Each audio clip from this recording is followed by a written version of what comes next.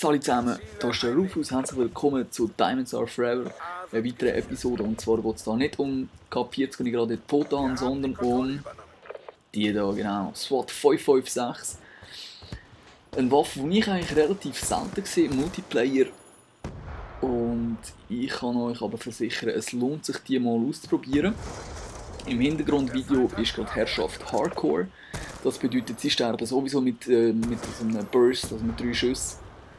Ist aber im Core im Fall auch so. Also wenn ihr hier Feuermodus drin habt und vollautomatisch, dann braucht es 4 Schüsse, aber wenn ihr Einzelschuss gebt oder hier eben so standardmäßig wie sie kommt mit der Burst, dann ist 3 Schuss im Core und der Gegner liegt auf jede Distanz ab.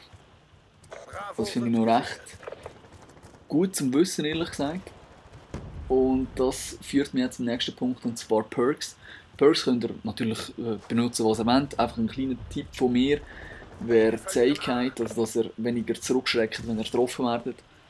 Das kann sehr hilfreich sein in einem Gunfight, wenn ihr, wie gesagt, angeschossen werdet und ihr müsst die 3 Schüsse, die ihr hier zur Verfügung habt, in Anführungszeichen, müsst ihr wirklich treffen, weil vielleicht langt es nicht mehr zum zweiten Mal, weil sie hat eine relativ tiefe Feuerrate, wenn man so will.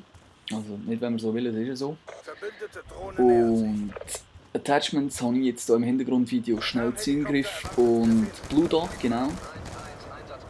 Schnellziehengriff einfach um den schnellen SMGs noch ein bisschen Konkurrenz machen. Und das Blue Dot, ja, ich finde Iron Sights, also das Red Dot natürlich, die Iron Sights finde ich einfach zum Kotzen auf dieser Waffe. Und darum habe ich mich für da entschieden. Viel habe ich auch noch gebraucht. Stock, also hier das Attachment, dass ihr während dem Zielen schneller könnt, laufen könnt. Das finde ich auch noch sehr nützlich, um eben einfach möglichst auf Geschwindigkeit eigentlich zu kommen, weil gegen die schnellen SMGs wird es meistens relativ schwierig. Ich würde jetzt auch sagen, eher ein bisschen defensiv, weil also das Hipfire,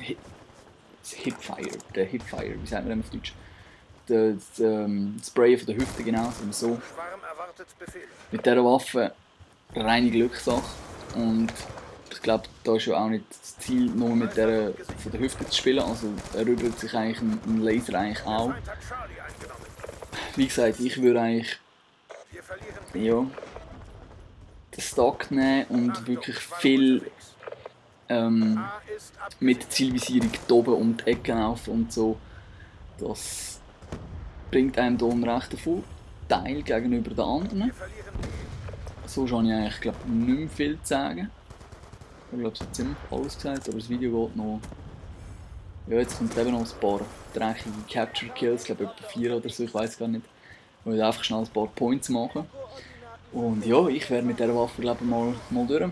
Ich rate euch an, probiert sie mal aus. Würde sie eben so lassen, wie so eine Waffe denkt ist, halt mit der Burst ist es am effektivsten. Ja, dann würde ich sagen, das wäre es gewesen und wir sehen uns beim nächsten Commentary wieder und bis dann macht's gut, schön zusammen, ciao.